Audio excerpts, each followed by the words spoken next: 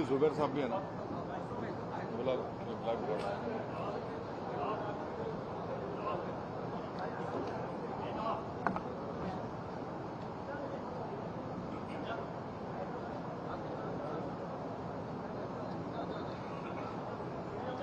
ऐसा बेटा बेटा कुर्सी लेगा, कुर्सी लेगा, एक कुर्सी लाओ, जल्दी कुर्सी लाओ। नहीं कुर्सी है, कुर्सी ले मार।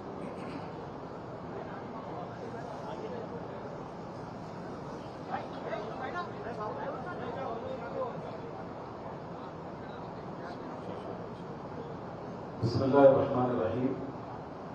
आज ऑल इंडिया मजलिस इत्तेहादुल मुस्लिमीन की तरफ से एक कुल जमाती इजलास कॉल किया गया था, जिसमें तेलंगाना के तमाम जमातों के जिम्मेदारान तशरीफ लाए और आज का जो मुद्दा था हमारा वो SIR पर था। आप सब वाकिफ हैं कि मुल्क में SIR की कार्रवाई बढ़ रही आगे की तरफ और कई स्टेट से गुजरकर हम तेलंगाना में SIR का सामना करने वाले हैं। SIR के हवाले से मोहतरम जनाब बैरिस्टर असदुद्दीन ओवैसी साहब और तमाम मुस्लिम ऑर्गेनाइजेशन का ये मौक़िफ़ और ये स्टैंड है कि इसमें जिस तरीके से बेज़ाब्तगी हो रही है और बर्डन ऑफ प्रूफ सिटीजन्स के साथ डाला जा रहा है, ये असल में अनकॉन्स्टिट्यूशनल काम है और इससे मुल्क की जो गरीब आबादी है, माइनॉरिटीज़ है, ख़वातीन हैं, उन सब का इससे एक्सक्लूजन हो जाएगा और लाखों करोड़ों लोग इसकी जद पर आएंगे। इसलिए मुस्लिम ऑर्गेनाइजेशंस और दीगर NGOs ने सुप्रीम कोर्ट में इसके खिलाफ अपील दायर की थी, लेकिन 27 मई को जो जजमेंट आया उसमें SIR को बाकी रखा गया है और सुप्रीम कोर्ट ने यह फैसला किया कि कार्रवाई जारी रहेगी। इस पस मंजर में अब तमाम मुस्लिम ऑर्गेनाइजेशन और NGOs मिलकर ये चाहते हैं कि मुसलमानों में अवेयरनेस क्रिएट किया जाए, जो माइनॉरिटीज़ हैं, गरीब और मुख्तलिफ गरीब तबके से ताल्लुक़ रखते हैं, उन सब के अंदर शूर और अवेयरनेस पैदा किया जा सके ताकि हम इसकी जद से गरीबों को, अक़लियतों को और मुल्क के दीगर शहरियों को बचाने की कोशिश कर सकें। आज अल्लाह का शुक्र है इस प्रोग्राम में all India Muslim personal board के प्रेसिडेंट हज़रत मौलाना खालिद सैफुल्लाह रहमानी साहब तशरीफ रखते थे, जिन्होंने इस इजलास की सदारत की। मोहतरम जनाब बैरिस्टर असदुद्दीन ओवैसी साहब ने इस पूरे प्रोग्राम की निगरानी की और इसके साथ साथ मुल्क की जो मुमताज़ ऑर्गेनाइजेशंस हैं उनके रिप्रेजेंटेटिव यहाँ मौजूद थे। जमीयतुल उलमा मौलाना महमूद मदनी, जमीयतुल उलमा मौलाना अरशद मदनी, इन दोनों के जिम्मेदारान मौलाना मुफ्ती जुबैर महमूद जुबैर कासमी साहब, मौलाना मुसद्दिक कासमी साहब, जमात इस्लामी की तरफ से जनाब जाहिद साहब यहाँ तशरीफ रखते थे और इसके साथ तामीर मिल्लत के जनाब यूसुफ हामिद साहब नायब सदर हैं, वो तशरीफ रखते हैं। जमीयत अहले हदीस की तरफ से मौलाना शफीक खान जामी साहब तशरीफ रखते हैं। तबलीगी जमात और उस पूरे हल्के की तरफ से जनाब मोहम्मद रफ़तुल्लाह शाहिद साहब हैं। यूनाइटेड मुस्लिम फोरम से जनाब मुनीरुद्दीन मुख्तार साहब हैं और इसके अलावा हैदराबाद की जो मुमताज़ खानखाहें हैं, चाहे वो कादरी चमन हो और उसके अलावा दीगर, इन तमाम के कायदी मौजूद थे और ख़ासतौर पर तेलंगाना की मुमताज़ दीन दस्तगा जामिया निज़ामिया के मुतअद्दिद असातिज़ा किराम और ख़ास तौर पर अमीर जामिया हज़रत मौलाना मुफ्ती खलील अहमद साहब तशरीफ रखते थे, हज़रत मौलाना मुफ्ती ज़ियाउद्दीन नक्शबंदी साहब थे, हज़रत मौलाना अनवार अहमद साहब,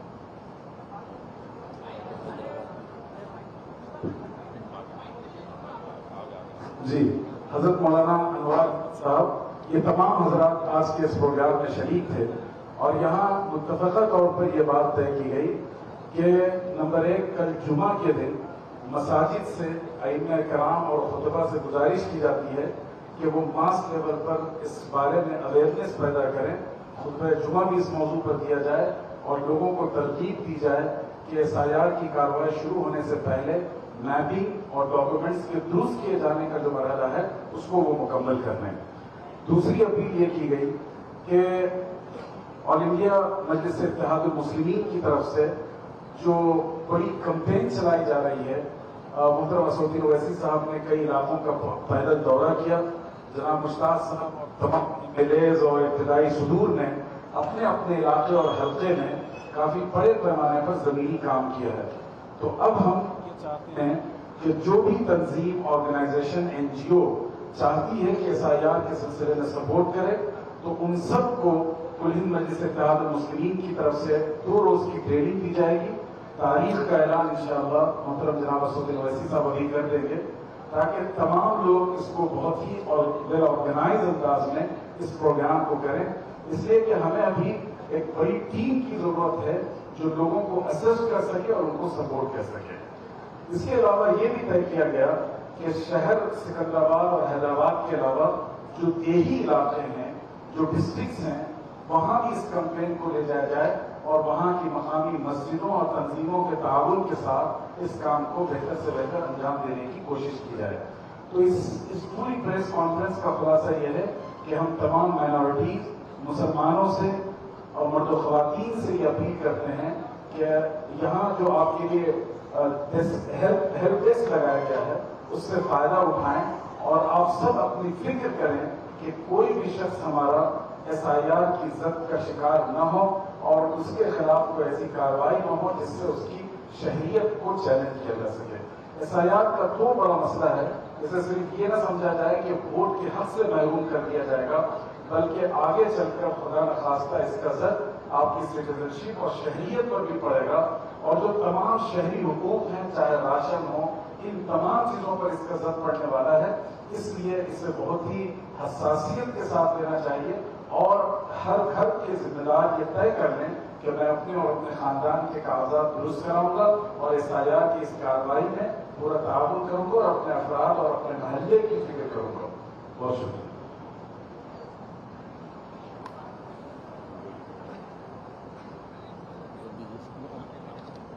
साहब तो पूरी तफसील आपके सामने आ गई और एक बात ये तय पाई कि हम इलेक्शन कमीशन ऑफ इंडिया से ये अपील कर रहे हैं कि जो लिस्ट ऑफ डॉक्यूमेंट्स उन्होंने दिए हैं 13 डॉक्यूमेंट्स, उसमें अगर आप देखेंगे कि तेलंगाना में परमानेंट रेजिडेंस सर्टिफिकेट नहीं, उसका लिस्ट ऑफ डॉक्यूमेंट्स है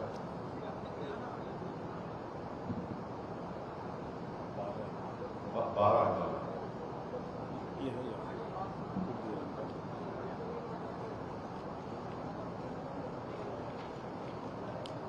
तो अगर आप देखेंगे लिस्ट ऑफ डॉक्यूमेंट्स जो है 12 डॉक्यूमेंट्स हैं, जिसमें से एक परमानेंट रेजिडेंस सर्टिफिकेट जो स्टेट गवर्नमेंट का दिया हुआ वो तो तेलंगाना में नहीं है। परमानेंट रेजिडेंस सर्टिफिकेट नहीं है हमारे पास, इसलिए कि हम नहीं चाहते कि कोई दूसरा स्टेट से आकर हमारी नीट और इंजीनियरिंग के सीटों में हिस्सा ले सके। तो एक वो चला गया। दूसरा है एनआरसी, नेशनल रजिस्ट्रेशन सर्टिफिकेट, जो नहीं हुआ यहाँ पर, वो भी एक उससे वो भी चला गया। तीसरा है 10 फैमिली रजिस्टर जो स्टेट गवर्नमेंट का हो, वो भी नहीं है। तो कैटेगरी नंबर 6, कैटेगरी नंबर 9 और 10, माने 12 में से 3 तो तेलंगाना में है, 12 में से 3 तो तेलंगाना में नहीं है। क्या क्या नहीं है, फिर से बोल रहा हूं मैं, परमानेंट रेजिडेंस सर्टिफिकेट तेलंगाना में नहीं दिया जाता, किसी को भी नहीं दिया जाता। फिर NRC, national register of citizen, वो तेलंगाना में नहीं हुआ, और फैमिली रजिस्टर जो स्टेट गवर्नमेंट का दिया हुआ वो भी नहीं दिया जाता। तो 12 डॉक्यूमेंट्स में से तो तेलंगाना में तो 3 है ही नहीं। तो इससे एक वोटर के लिए बहुत बड़ी परेशानी का बायस बनने वाला। हम इलेक्शन कमीशन ऑफ इंडिया से ये रिक्वेस्ट कर रहे हैं कि आप सेंट्रल गवर्नमेंट का पैन कार्ड है, सेंट्रल गवर्नमेंट इशू करती पैन कार्ड, तो आप वो पैन कार्ड को एक्सेप्ट करिए। स्टेट गवर्नमेंट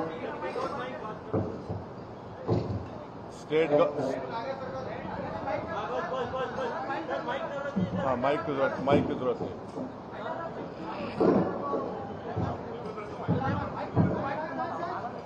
हटियो हटियो हटियो। PAN card central government issue करती है, उसको एक्सेप्ट करिए।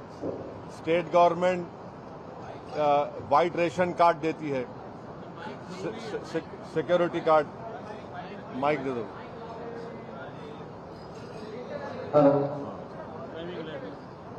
ड्राइविंग लाइसेंस भी स्टेट गवर्नमेंट देती है। स्टेट गवर्नमेंट का ड्राइविंग लाइसेंस इशू करते, सिक्योरिटी कार्ड जो रेशन मिलता है वो स्टेट गवर्नमेंट देती है, और सेंट्रल गवर्नमेंट पैन कार्ड देती है।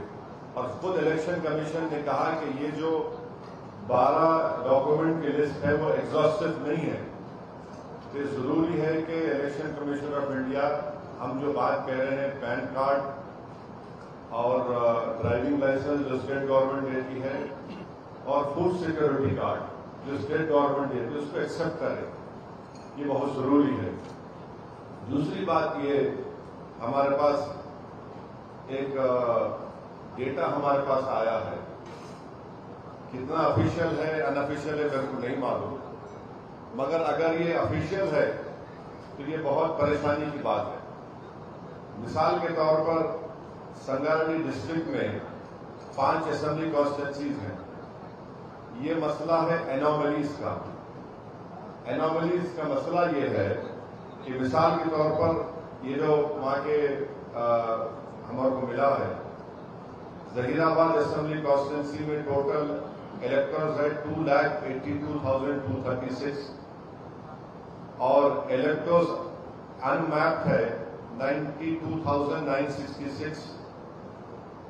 टोटल मैप इलेक्टर्स जो जब हुआ है थोड़े दिन पहले का होगा 1,89,270, माने 2,82,236 में 1,89,270 मैप हो गए। परसेंटेज 67% है। अब इलेक्टर्स विद एनोमलीज कितने हैं? 1,79,079, यानी सिर्फ 10,000 वोटर्स का मैपिंग सही हुआ है। अब एनोमलीज का मसला हम इलेक्शन कमीशन ऑफ इंडिया से रिक्वेस्ट करेंगे कि एनोमलीज को आप कैसे दूर करेंगे। वैसे ही आप देख लीजिए, जहीराबाद कॉन्स्टिट्यूंसी है 39 जहीराबाद, 2,57,090 टोटल इलेक्टर्स है। इलेक्टर्स अनमैप्ड है 1,11,296। मैप जो हुए हैं 1,45,794 आउट ऑफ 2,57,090, माने 56.71% मैपिंग हुई है संगारेड्डी में। अब आप इलेक्टर्स विद एनोमलीज देख लीजिए, आउट ऑफ 1,45,794 जो मैप हुए हैं, उसमें से 1,31,936 एनोमलीज है। 90% एनोमलीज है। और हो सकता है कि अगर ये एनोमलीज रहेंगे तो ड्राफ्ट लिस्ट में नाम नहीं आएगा इन लोगों का। आ भी सकता है, नहीं आ भी सकता। अब एनोमलीज क्या है?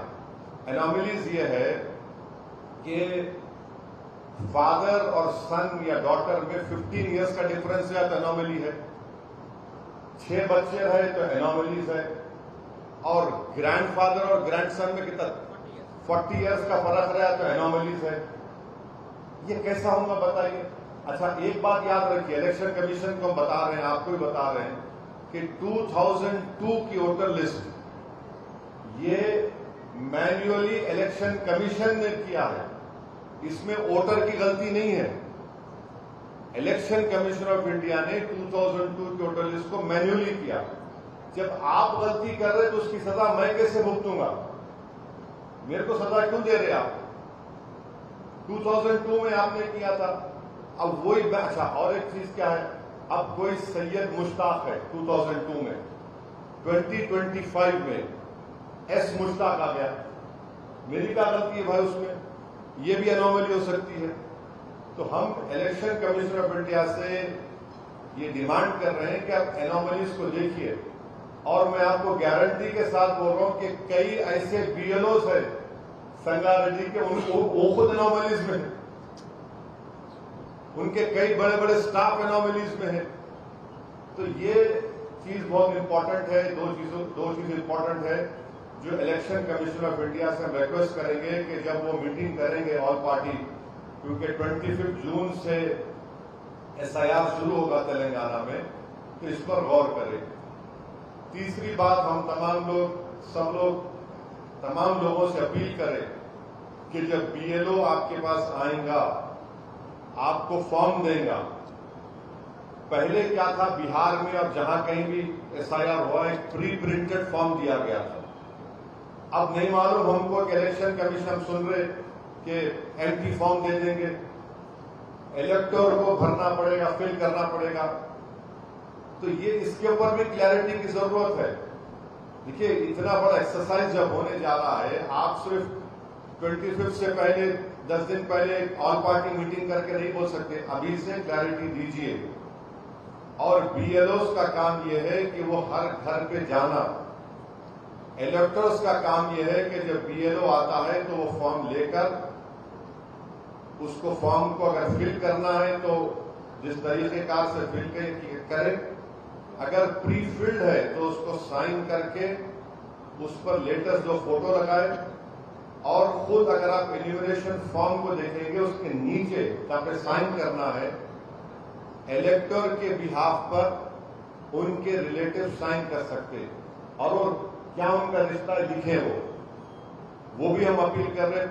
बहुत से लोग क्या है, वर्किंग फैमिलीज है, हस्बैंड वर्क करते हैं, कभी वाइफ वर्क करते हैं, तो घर में जब हस्बैंड नहीं है तो वाइफ साइन करके दे सकते हैं कि ऑन बिहाफ ऑफ हस्बैंड में साइन कर रही हूं। हस्बैंड है, वाइफ नहीं है, तो वो साइन करके अपना रिश्ता लिख सकते हैं। ये बहुत जरूरी है।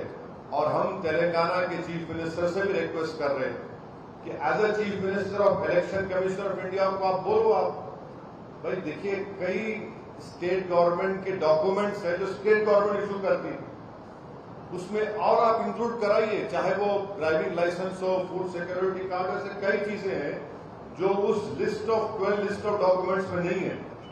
तो मैं उम्मीद करता हूं कि चीफ मिनिस्टर ऑफ तेलंगाना भी इलेक्शन कमीशन को बताएंगे कि स्टेट गवर्नमेंट कितने डॉक्यूमेंट्स यहाँ के इलेक्टर्स को या के रहने वालों को देती है, क्योंकि इलेक्शन कमीशन ऑफ इंडिया को नहीं मालूम कि तेलंगाना में परमानेंट जो आप लिस्ट ऑफ डॉक्यूमेंट्स देखेंगे 6 नंबर पर है, permanent residence certificate Telangana government नहीं देती।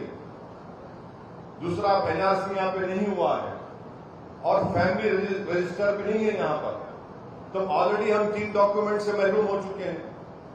तो इसलिए जरूरी है कि state government, chief secretary of Telangana और chief minister of Telangana election commission of India को बताए कि ये लिस्ट ऑफ डॉक्यूमेंट्स है जो तेलंगाना की सरकार यहाँ के रहने वालों को, तेलंगाना में बसने वालों को देती है। हम इसीलिए सबसे अपील कर रहे हैं कि आप फॉर्म जब लेंगे इलेक्टर, उसको BLO को वापस करना चाहिए, साइन करके फोटो लगाकर, क्योंकि अगर आप वापस नहीं देंगे डॉक्यूमेंट्स रहने के बावजूद भी तो मुश्किल होगा। और जिसका नाम 2002 के वोटर लिस्ट में नहीं है, जिनकी पैदाइश जुलाई 1987 से पहले हुई है, वो वोटर सिर्फ अपना एक डॉक्यूमेंट देना चाहिए। जिसकी पैदाइश जून 87 से दिसंबर